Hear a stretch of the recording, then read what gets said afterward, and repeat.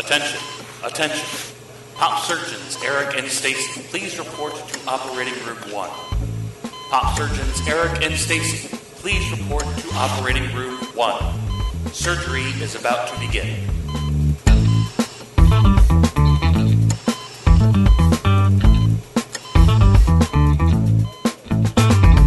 It's Poperation. I am Eric. I'm Stacey. And we are back. And today, we're not focusing on a film. We're not focusing on a TV show. We're focusing on a person. And this is one of our faves. It's got to be. He's got to be everybody's. I think so. And it struck me as I was putting this together.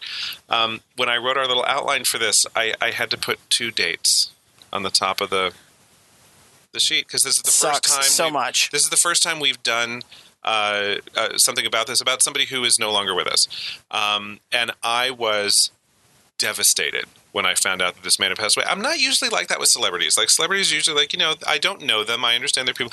And I wasn't sad because I felt I'd lost a friend. I just thought, wow, we don't get to see any of his work anymore, and that's such a crime. We are talking about Alan Rickman. Yeah, no, that's totally the reason why it's devastating is when somebody this talented passes.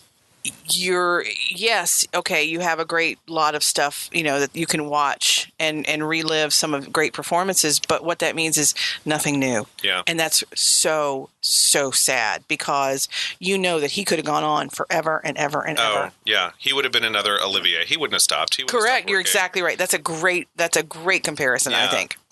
So Alan Rickman started his life in the theater, actually, like a lot of great British actors do. He's done everything, though. He's literally done every kind of movie. And we're going to go back towards the end. We're going to, towards the end of this conversation, we're going to talk a little bit about his theater work. I never saw him on stage. Did you? No. Okay. No. So another bucket list thing we'll never get to do. Correct. This sucks. But he really, he'd been doing theater for a long time, but really kind of entered the global consciousness, if you will. Everyone knew who he was in 1988 when he was the villain in Die Hard. You talk about stealing a show, which was hard. Now, it was a weird thing because you had him coming from theater and you had Bruce Willis coming from TV. Yeah. Bruce was off. The last thing he'd done before that, I guess, was Moonlighting. Really? Was that like the first... This was his first big movie thing? I think it was one of his first. I really do. But he had not been doing action. He did comedy. Yeah. He was known for his comedy. So it was kind of a risk. Yeah. And it's now considered a Christmas movie, which is hysterical. But really, it does take place over Christmas. And but the deal is it's not made for that. It's an action adventure it's an action movie. I will go along with, it's not my Christmas movie. It's not something that I feel like, I see tinsel on the tree and I feel a need to see Die Hard. I understand that for some people it is a tradition. Yes. And anything that becomes a tradition is just a tradition. But Alan Rickman's performance in this as the very droll, very dry German terrorist who is planning to blow up this huge office building. I think here's the thing about Die Hard, okay? So you had Bruce Willis, and props to Bruce Willis. Yes, the series continued because of Bruce Willis. But let me say this. It needed to continue. It had to have had Alan Rickman in order to have a Die Hard 2. Because what happens is, so you killed him off. I mean, sorry, spoilers. You killed off his character, so you can't bring him back for a sequel, which sucked because they were so good together. Yes. What you did is you brought his brother back. You know what I'm saying? Yeah. So he was still, it was almost like he was in the other movie because it was still all about him. His legacy was definitely felt. Yeah. But I mean, that's how big, Die Hard 2, if it had, I think that if the chemistry between Bruce and Alan hadn't been there, if it had been a different actor or whatever, you wouldn't have had the Die Hard series. And so the fact that he wasn't in any of the other ones physically. I saw Die Hard, and I've probably seen clips and pieces of it, and in bits and pieces a couple of times since. I've only ever seen the sequels each once. But if somebody said, let's watch a Die Hard movie, I would be like, oh, we're watching the first one. Oh, definitely. The first or the second. After that. Yeah. No. We don't need to go down that road. Alan Rickman did another super bad guy in Quigley Down Under. I saw that in the theater. Yeah? Yeah, because I was a big Tom Selleck fan. Sure. I didn't like that movie. Okay. I didn't see it. It's not really good. There's a story behind the Tom Selleck stuff that he did. He was supposed to be Indiana Jones. Was Tom Selleck, but Magnum PI people wouldn't let him off. Gotcha. So he did these other movies when he was on his hiatus, and one was Quigley Down Under, and there was one was High Road to China, which is actually very good, and then there was another one I can't remember right now that had that model in it who was married to the guy in Cars. Anyway, all of this to say. If anyone knows, like, if I had money, if Popperation had any money, I would say the first person who actually knows who the fuck Stacey is talking about should, like, send us a thing, send us a tweet, and we'll give you a prize. We ain't got no money, so, like, that's not happening. But that was hilarious. So, but Quigley Down Under was a Western in Australia. Yes, it was an Australian movie. Did you see it? No. It's shit. Didn't see it. But Alan was good, I bet. Alan was wonderful. I'm sure but here's the thing. So in Die Hard and in Quigley, you know, he commits. You know what it is? He commits. Oh yeah. So he's so there. So you're saying, okay, you're going to be a villain, and he commits, and he is the most villainous villain you could ever. Yeah. Who would ever villain? Yeah, no, and he was a great baddie. He kind of did that again a little bit in Bob Roberts. Which I don't know if you've ever seen Bob Roberts. I've seen Bob Roberts. It's quirky. It is a quirky movie, but I love it. So if you don't know anything about Bob Roberts, it's not a documentary. No. It's a mockumentary. Yes. Where Tim Robbins plays a folk singing ultra-conservative senatorial candidate. So folk singing, ultra-conservative. So all the folk songs are like these right-wing anthems, which is just funny on the face of it. And Alan Rickman is one of his campaign officials, like one of the leaders of his campaign.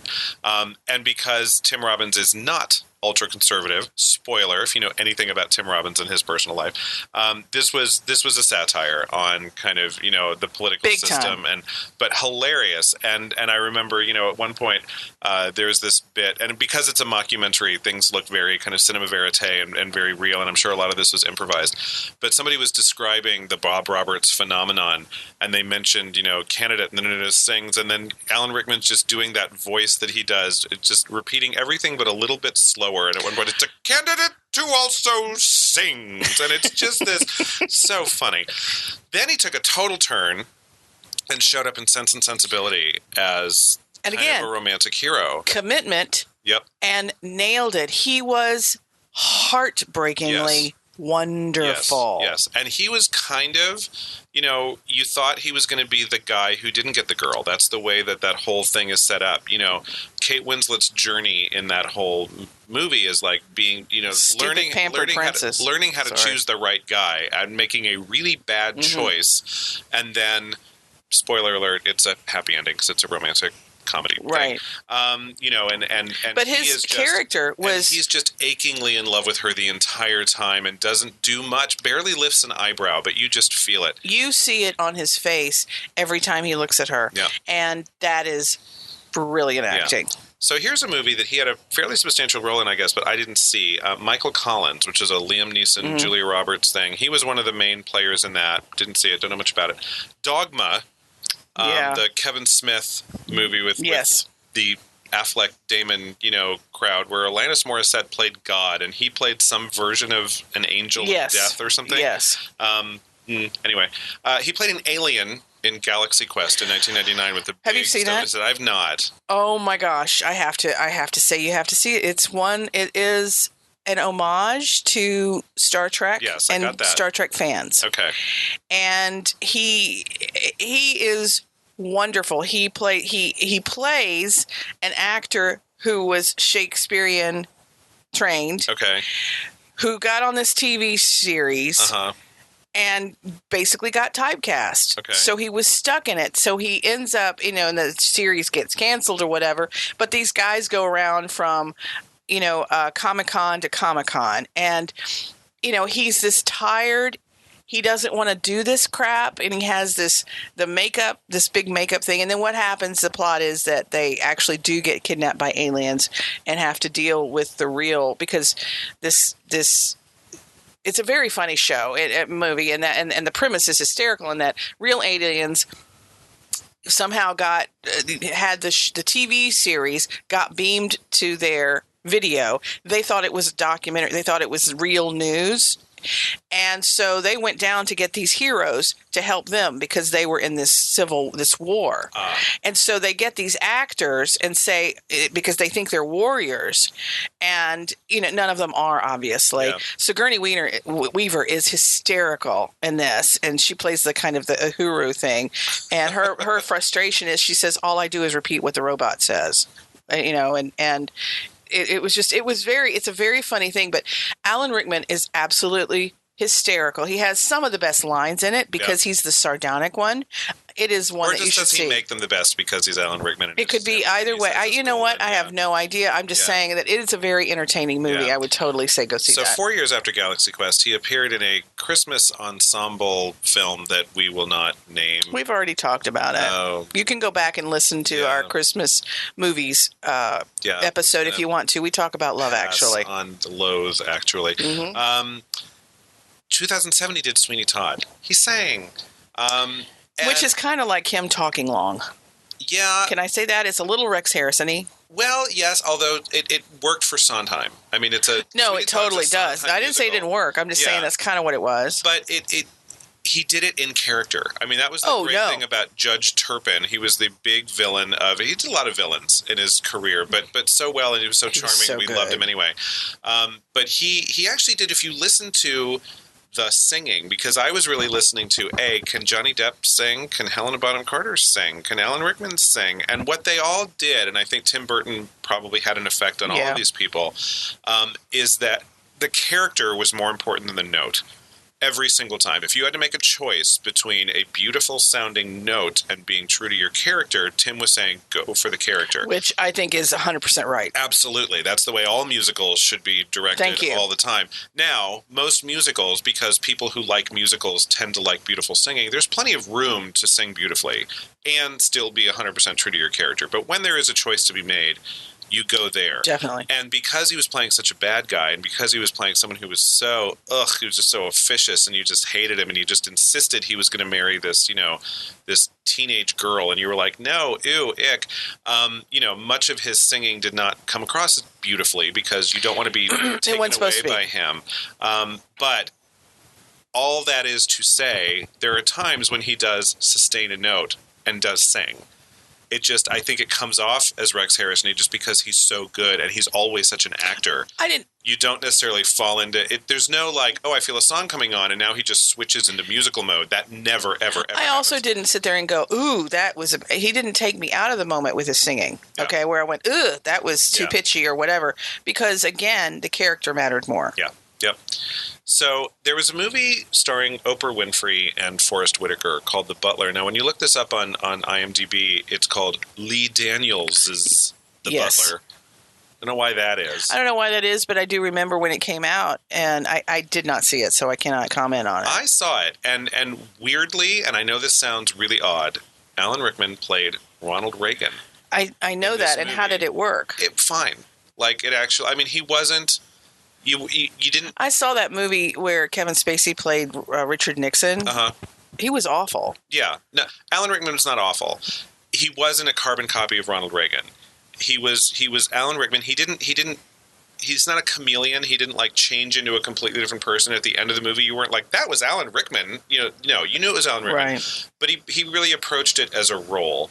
And if you know anything about The Butler, Forrest Whitaker plays this guy who was the White House butler for a series of presidents. And all of these, presidents and first ladies were people that he interacted with. And then it was just really about the end of his life, just realizing that he actually did perform a service to his country, and he gets some recognition for that. So that was a lovely thing. His last big role, and I saw this movie when it came out, was opposite Helen Mirren in a movie called Eye in the Sky. Can I just say that right there, you had me at Helen Mirren. Yeah. The two of them would be brilliant. I have not seen it, They spend the entire movie in military uniforms, so it's that movie. It's like it's a they are both, and she's like in this bunker trying to run things from downstairs, but there is like warfare going on. It's a war movie. Okay. And her role, and I don't know what could have easily been a man, and I think in almost every other case would have been a man. They gave it to her. Good and for so them. she's a badass military officer who's trying to win this war. And Alan Rickman is just, there's no romantic thing between them at all. He's just one of the folks that she interacts with. He was very sick when he made this movie, so this wasn't a big lift for him. It was mostly her movie. She's great in it. She's always great. Yeah, she's not sexy in this movie. She's just a badass military hero who's trying to do her thing. I'll tell you, and he does this too, in that the idea of committing and who is your character, and if that's not the point. You see Helen Mirren in Red. Speaking of, there's your tie in this Bruce Willis. Yeah. She can be sexy, or she can be Queen Elizabeth II. I mean, that's how she rolls. But Alan Rickman is like that. He can be in Love Actually, and again, we've talked about it. We don't care for that. But if you just go separate the character from the movie. He's lovely in that. He's very appealing, and you want to like him. He does some stupid things. Okay, don't get me wrong, but he breaks Emma Thompson Sargent for that. His character will never be forgiven. Correct. He must die an awful death. But I mean, but it's before that happens. He's this lovable guy, and you're like, yeah, he's cute. He's very cute. And also in some of the movies that we're talking about, he is very hot. But he doesn't have to be. And I think again, that comes from these really good actors can do that. Yeah. Now there are 3 roles that he played that I did not call out in that laundry list because I want to get into them a little bit more depth as we go through. Before we move on, though, his awards resume is not very long. He won a Golden Globe and an Emmy Award for playing Rasputin. I saw that existed, and I need to see that. I want to see it. I want to see it now. But that's it. He won a BAFTA award for one of the films that we will be talking about in a moment. So we'll save that as a little teaser for the next bit. Never won an Oscar. Never nominated for an Oscar. This is why we hate the Oscars. Well, this is why it's bullshit. This is why, I mean, that is absurd. That is absolutely absurd. If you're going with quality of performance, and I'm not even talking about Lifetime fucking Achievement Awards. Screw that. I'm talking about, he has had performances right up there with Anthony Hopkins. Oh, yeah. Okay? Right up there with absolutely anybody else. Tom Hanks. Yep. He's kicked ass.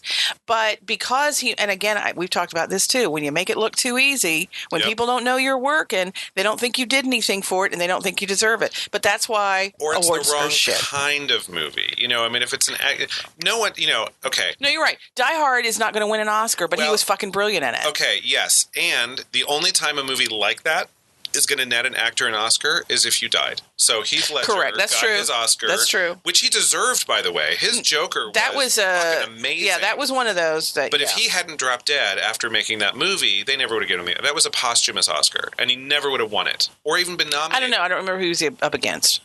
We could look it up. Okay, but I don't remember either. But I remember thinking he wouldn't even have been nominated for an award. People would have said, that's a brilliant actor. He's going places. Can't wait to see what he does. He'll probably win an Oscar someday.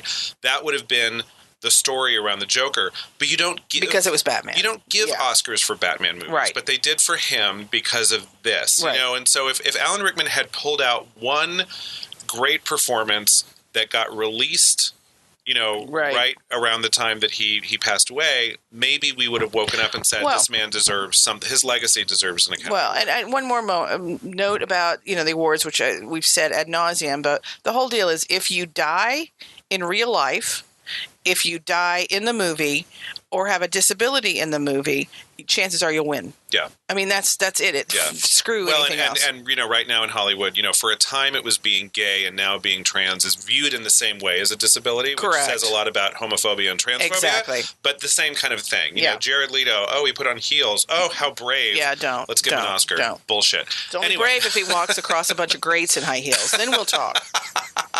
So the last thing I wanted to say, kind of in this intro piece about him, he's also a director.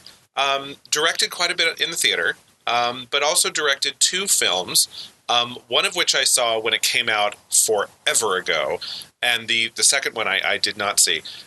Directed Emma Thompson alongside her mother, who's a British actress named Phyllida Law. I always forget that her mother is Phyllida Law. I always forget that because I know I've seen Phyllida Law in a lot of. You talk about old school. She's been around for a long time. And she's one of those British actors that just works.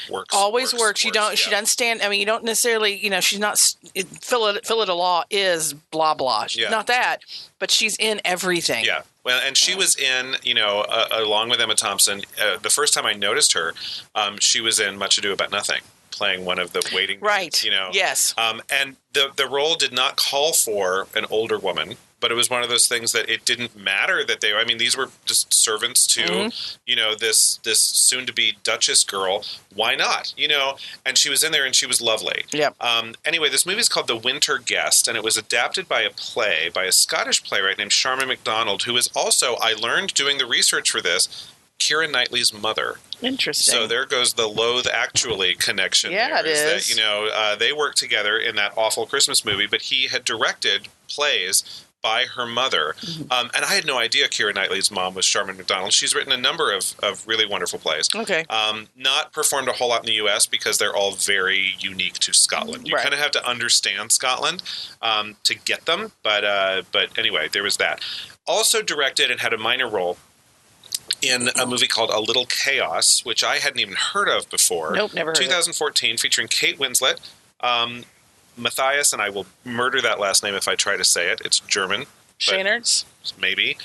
Stanley Tucci, Jennifer L., who I just adore in everything. Yeah. And Pride Phyllida and Prejudice Law, with Colin Firth. Yes. In case you wanted to know who she was. Yeah, and Phyllida Law, again, was also in this movie. So clearly, and Kate Winslet from, Sense and Sensibility. Like, there's a lot of connections here. Clearly, it's not just the audiences who loved him. The people who worked with him also like working with him, adored him. Correct. And I was YouTubing a few things to prepare for this show. And as soon as you start searching for Alan Rickman on YouTube, pretty soon your entire right screen navigation is full of tributes by actors who worked with Alan Rickman to Alan Rickman on the event of his death. Of course. And I was crying after watching a couple of them, but like after seeing Juliet Stevenson and Kate Winslet and Emma Thompson and all of these people who'd worked with him talk about what a joy it was to work with this man and just how brilliant he was and just how amazing it was to be in the room. Correct. When you were filming a movie and he was working his magic was just incredible. So we're going to get into 3 roles, and then we're going to talk a little about his stage work that unfortunately neither of us have ever seen, but is extensive. And it's going to be fun how we're going to talk about it, huh? Can't wait. And we'll get to that after a break.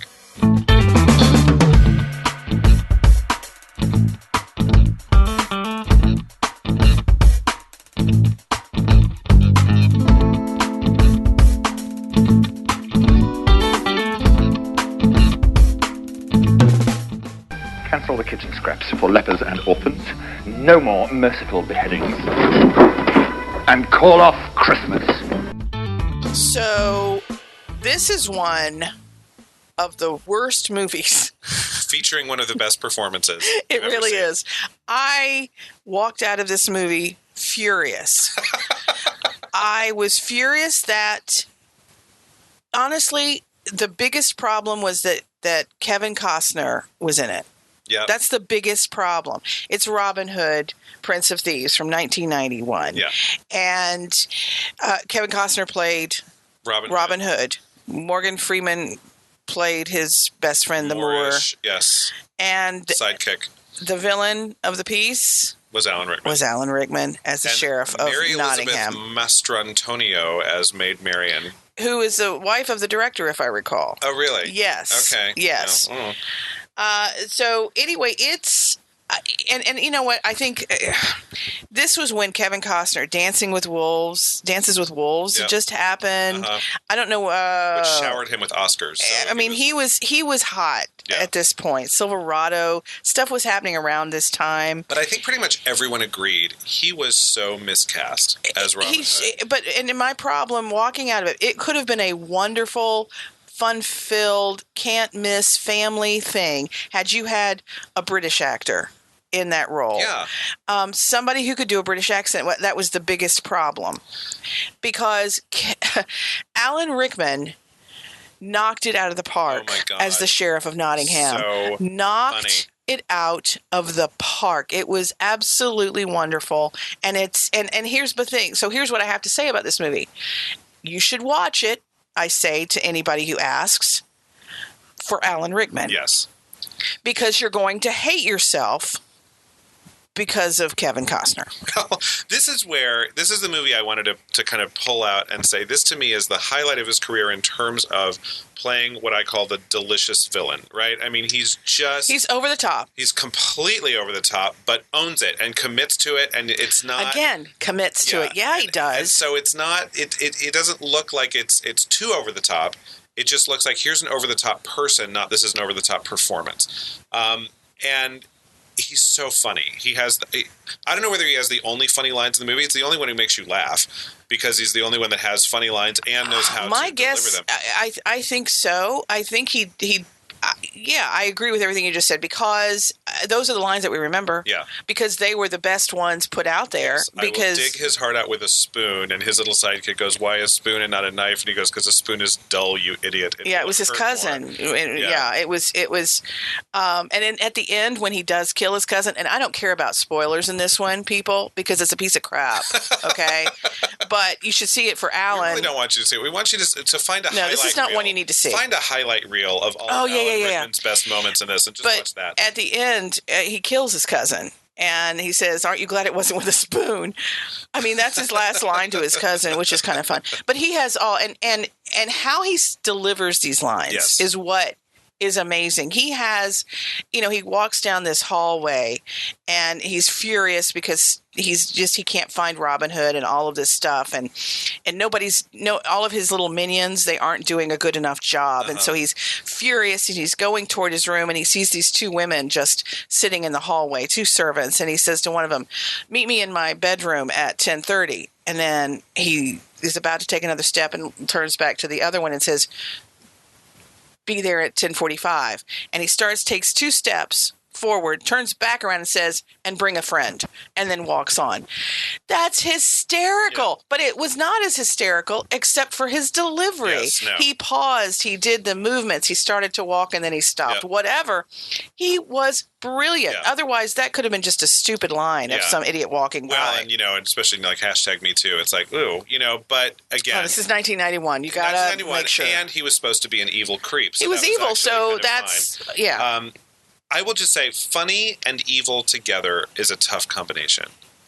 Because typically when you're funny, and it's not – there's funny like being laughed at, and then there's funny because you're clever and because you're witty and because you have a way about you. The Sheriff of Nottingham, the way that Alan Rickman performed it, knew he was funny. I mean, he was angry, and so he wasn't like necessarily getting people to laugh, but he knew that he was being very clever in what he was putting out. But I'm going to say it's more than that. It's not just being funny and evil, because I think that can be done.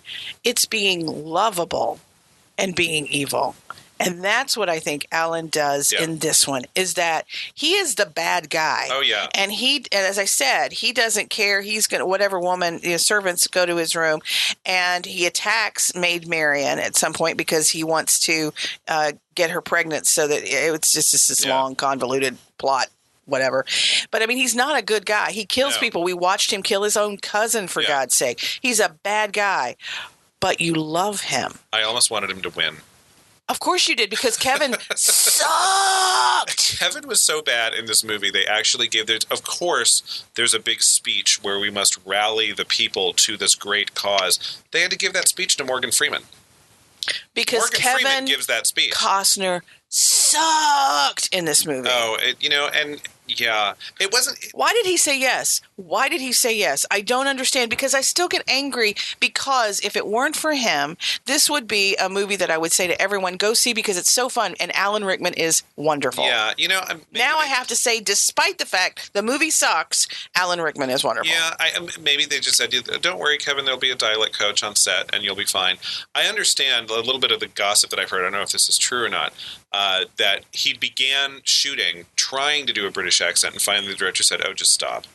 just do it, which is why, he does most of the movie with an American accent. And then there was some bullshit thing about, in that point in English history, the British accent actually sounded more American because elocution hadn't happened yet, blah, blah, blah. I don't care. I don't care if it did or not. He dropped down to the ground when they first hit England after he escaped in the beginning, and he kissed the ground and said, "Thank God for Mother England," or something, words to that effect. Yeah. And he said it like he was from Indiana. It was not shot in sequence, but apparently you'll hear him struggle with a British accent at various points. You do. No, you're exactly right. And those are that's the first week of shooting. And then the director finally said, "Oh, just stop. Just don't even try because this is not working."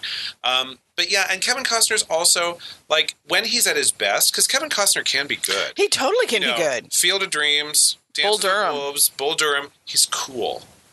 He's just cool. He's American. Right? It's an American brand of cool, and he's unflappable. No, what I'm saying is he's American. He plays an American. I don't think he can play anyone who's not American. And I think and I'm saying yes, and okay. Robin Hood also needs to be. He has to have this joie de vivre. The whole thing about Robin Hood is that he is full of life, and he enjoys stealing from the rich and giving to the poor. He gets a kick out of it, and none of Kevin Costner's big performance. You never really see him full of life. But getting a kick out of things. But Alan Rickman is having the time of his goddamn life.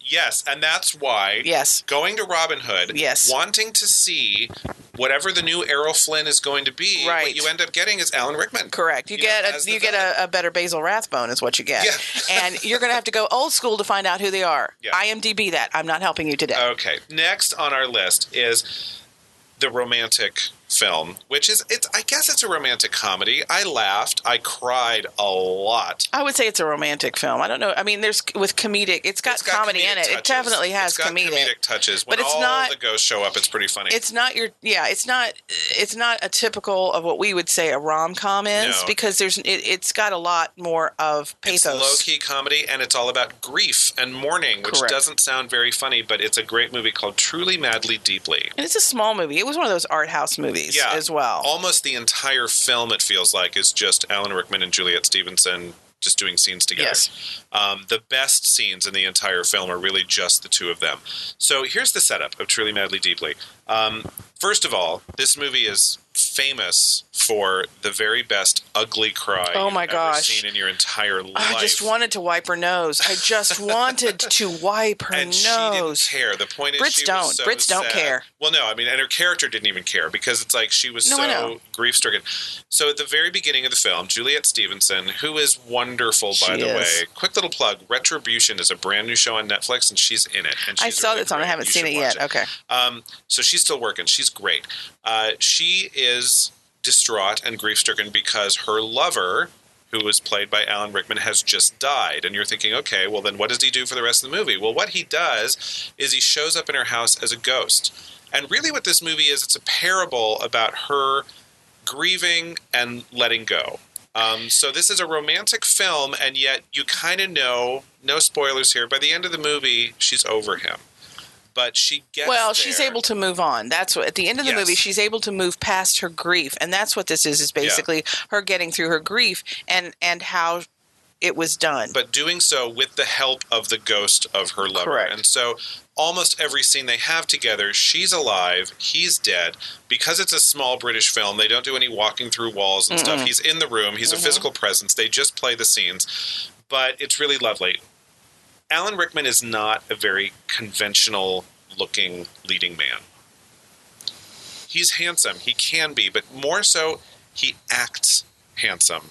And he acts romantic. Yeah. And he acts seductive, and therefore you are seduced. It's not because he shows he's up not and he's pretty. classically He's beautiful. not Jude Law. He's not Rob Lowe. He's not these pretty boys. That's not who he is. Yeah. But because he's such a bloody good actor, you see him as being as handsome as he possibly can be. And Juliet Stevenson is not Charlize Theron either. They're very well matched in that way. No, these were real people. They look like two people that you would know in your life. Good-looking people that you would know. Yes. And they just do such a lovely job. But a good actor will take you there to that place. And I absolutely believed, much of it due to her own performance, but that she loved him with every fiber of her being.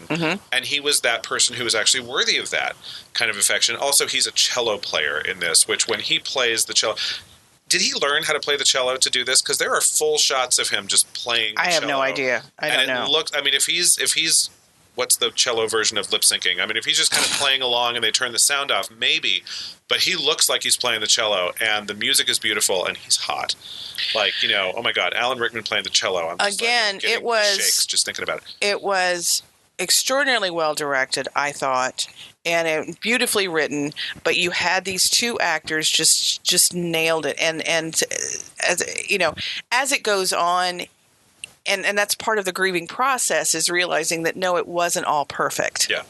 And so you see more of these flaws and these weirdnesses and quirks that, some stuff maybe she's not going to miss as much. Yeah. Well, and also he brings a bunch of his ghost pals, and pretty soon there's like 9 ghosts in her house. Correct. And it's not as much fun. Right. When there's 9 of them from different eras. But again, it's how he thought he was. That was how he always thought in real life. Yeah. He was that kind of selfish, if you will, whatever. And she had forgotten that because she was missing just the good things. But it really is her process of going through grief. Yeah. And he is wonderful. You believe that he's lovable.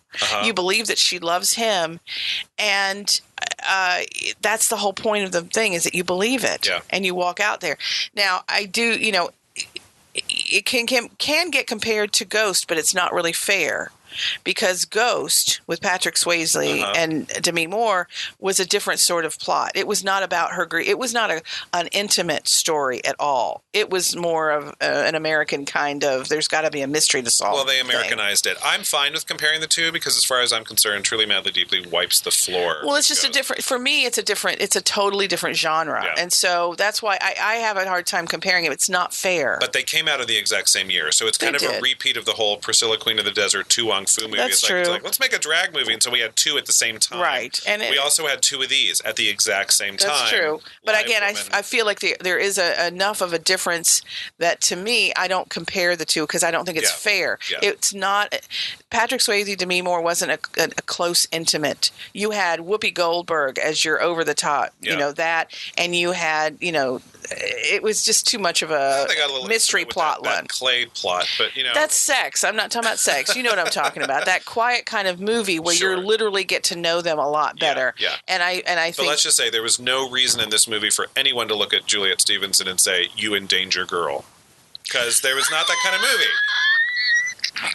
It was not that kind of movie. There were no spies. There was no murderer. There was no. He just died. Yeah. And she was just exactly. Sad. Exactly. Yeah, but boy, he was good. And Sense and Sensibility kind of goes along with this movie as another romantic hero kind of a thing. I brought this one out only because I figured more people have seen Sense and Sensibility. If you haven't seen Truly Madly Deeply, it's really worth a look. It's very, very good and very much a part of its time, though, as well. It's very much the early 90s. But it is a quiet movie. It is a movie about these two people and their relationship. There is no car chase. No, not at all. But he's brilliant, and he can do that in these close-up, in these small, and that's what you see about him, is that he can do it in this. He can do the Robin Hood thing where he's over the top, and it's like 8,000 extras and all of that.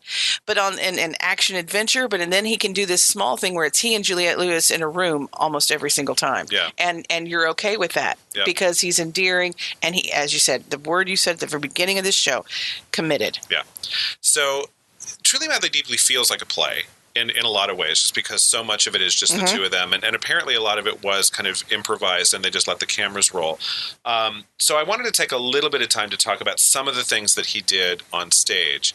One of the things that, we've talked about, his not being, classically handsome in the way that a Rob Lowe might be, and yet can do this. No big surprise, one of his first big roles, both in London and on Broadway, was Valmont in Les Liaisons Dangereuses, which is the original French title. You got a little spittle on your lip there. Could you? Of Dangerous Liaisons. So we've talked before about Malkovich's performance in the Correct, which is what I was talking about. Same kind of a thing. And Malkovich to me, I find him just normally not attractive at all. Yeah. Whereas Alan Rickman, I think, is attractive. Can be, yeah. But Malkovich did Valmont, and I thought he was the sexiest thing on 2 feet. Yeah. And Rickman has a leg up on that, and then can take it to wherever. So. And again, Velma is seductive and not a good person. Like, not a good person. So the struggle with that one is that he really does take this innocent woman, the Michelle Pfeiffer role, and ruin her, and then also is in love with this other character, and they can't ever quite admit it to themselves, and they just ruin a lot of lives in the process. He got a Tony nomination when he transferred. Good for him.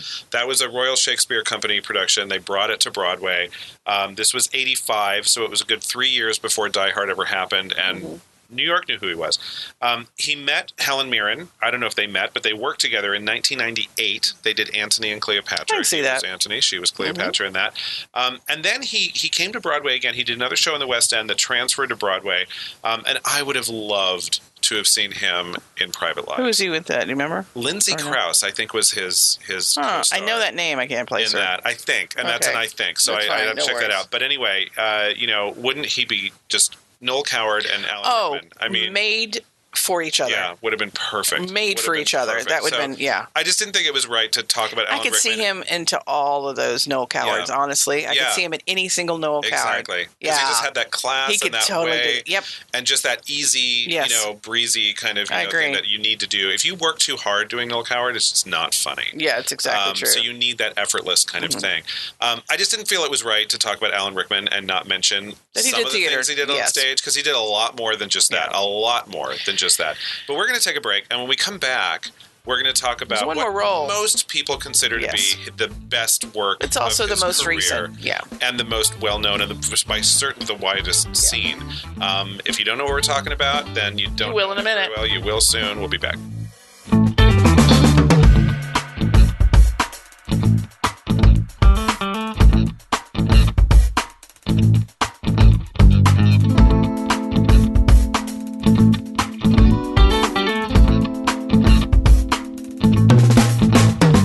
Here I am, brain the size of a planet, and they ask me to help you navigate. Call that job satisfaction, because I don't. So you literally mentioned every single, no, you didn't mention every single movie he did, but you mentioned a lot of movies, and you left out one. Well, I left out 8. Oh, my bad. You're right. One character. Because he played Professor Snape in all 8 Harry Potter movies. That's how anybody who was born in the 21st century knows him. Oh, yeah, sure. That's exactly how they know. Exactly. And there's a lot more to him, and yet I think one of the reasons why Professor Snape is considered to be his very best work is that it really brought together all of the facets he's played so well before. He's a villain. Sort of. I mean, he's the bane of Harry Potter's existence as a young man. He's the worst professor, and he hates Harry Potter. I mean, Harry Potter shows up, and for whatever reason, he doesn't understand quite yet, this professor's got it out for him. And then as you learn more about his backstory, and you learn more, there's more of that tragic hero comes out. There's a romantic side of him that you're able to see that you never saw coming in those first couple of movies, but he just has a way of being completely authentic the whole time, and yet just showing you different layers of himself as you go through, and they're all real. Well, what I think, the thing about doing one character for 8 movies is that you have an opportunity that you don't in just one movie. You can't bring all of the facets and the colors to it that you can in, what is that? How many hours is that? 16 hours? Close to 17 hours. 17, somewhere along. So 17 or 18 hours, that is a lot of time to be able to get into a little bit more depthful. And so then when you have an actor like Alan Rickman who commits, as we use that word ad nauseum, then you have something that's really, really special, and something that, again, is enduring. And people remember. And even though he is the bad guy for a lot of it, and in the end is fairly tragic, but your perception, the first several movies was he's the bad guy. Just hands down. And so the fact that, I think that people were intrigued even then and really drawn to him. And then as it was colored, as the later movies came out, but even in the books, Dumbledore trusts him. The wise old leader trusts him. And so you're left with, is Dumbledore an idiot? Well, he can't be, because he's so wise everywhere else. And there's a question from the middle of the series up until the very, very end, what side is this man on? And so the actor playing him really has to walk this tightrope, because Alan Rickman, I'm sure, knew what the ending was. I'm sure Joe Rowling took him aside and said, oh, by the way, this is how it all ends up. But he does some things before you get there that that seem to absolutely contradict the way it ends up, and you have to be able to be authentic the entire time, and yet you still believe it towards the end. He has a one-word line in the very last Harry Potter movie, which, we don't even need to do spoilers for these, right? I mean, if you have any interest in Harry Potter, you've seen all these movies by now. Or you've read the books, yeah. Or you've read the books. So here's kind of what we're getting at, is that one of the reasons why he hates Harry Potter when Harry Potter first shows up is that he was deeply in love with Harry Potter's mother. And when Harry Potter's mother married Mr. Potter instead of Professor Snape, he was heartbroken and was bullied by Harry Potter's father. So part of the whole journey for Harry is that learning that his parents weren't exactly perfect, but also that these adults that are kind of around him, they all have these inner lives as well. And so everything he ever did in his entire life was for the love of this woman who died, a good 11 years before this story even picks up. And when, Dumbledore is talking to him later, and he says, still after all this time, you still carry such a torch for this woman. And he just says, always.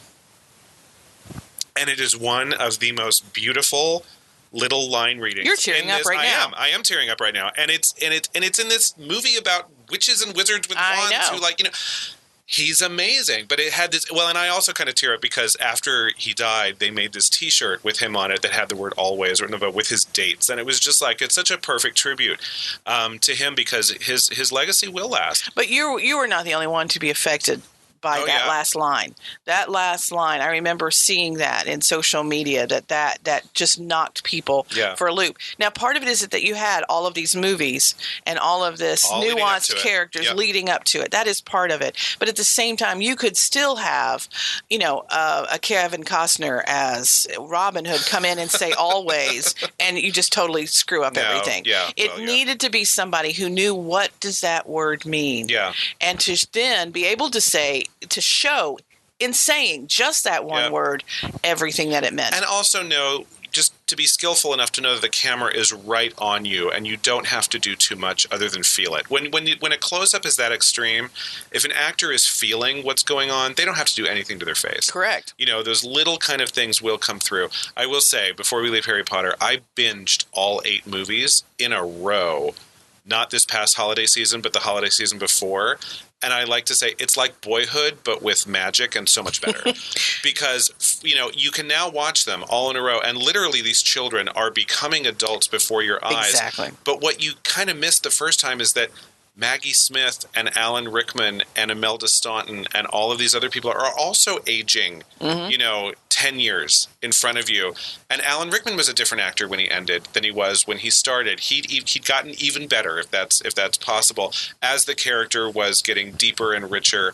And he just spent a lot of time in Snape Land, and really this was a huge part of him by the time he let it go. It's an amazing cinematic experience to watch all of these. My daughter did that. My daughter, she had a sleepover, and that's what they did is they watched them all back to back. So we have a plan. We're going to put it out there that it might happen. We might be talking about there might be a whole episode devoted to just the Harry Potter phenomenon. Yeah, that's later on, and I'm sure Alan will come up again in that because how can he not? Right. But anyway, that really is the ultimate performance, I believe, of his career. Final diagnosis is that Alan Rickman, such a tragedy that we lost him. So I mean, it wasn't really. He was 69. That's early though. That's early fucking for an early, actor dude. Who had 20 years of good work left in him. Cancer sucks. Just put that out there. And just, I think that if you only know him because of Snape, or if you only know him because of certain villains that he's played, you're missing the range of what he was capable of doing. He had such a broad range. We've considered doing other shows about actors that have amazing careers, and sometimes we end up not doing them because when you look at their entire career, it's like, but he kind of played the same role over and over and over again. Correct. Really, really well. Yes. But it's not much to talk about. There's so much to talk about with this man's career. His range was just amazing. He was all over the place. Let's go back to our theme, commitment. He just knew how to absolutely give 110% to whatever he was doing, and it was true, even if it was ridiculous. I'm sure that some of the stuff that he did as Sheriff of Nottingham looked ridiculous on paper, and it didn't look ridiculous when he did it because he just gave it his all. Correct. And I think so. I guess my bottom line for this is, so you say, well, I'm not a Harry Potter fan. He did a movie in literally every kind of genre. So if there's a genre that you like, a movie, Go IMD Alan Rickman, find that genre of movie and watch that, and you will see something amazing, because I think that Alan Rickman can move you on any movie that he did. Yeah. And so I think that even if you're not, in an action adventure or Harry Potter or whatever, you can do a romantic comedy, do a Christmas movie. People love Love Actually. So I don't understand those people. We don't can't be friends, but but yeah, we're not going to have drinks with you, but you can go watch that movie. But what the point on this is that he could do everything, and he will be very, very missed. And we heart Alan Rickman. You've been listening to Popperation with Eric and Stacey, the podcast that dissects popular culture one bloody organ at a time. Subscribe today on iTunes, Google Play, Stitcher, YouTube, and any other podcast listening site or app. Follow us on Twitter and Facebook at Popperation Room. Check out our website at popperationroom.com for all of the podcasts, our blog, swag, and games. Until next time, when we're back in the scrubs.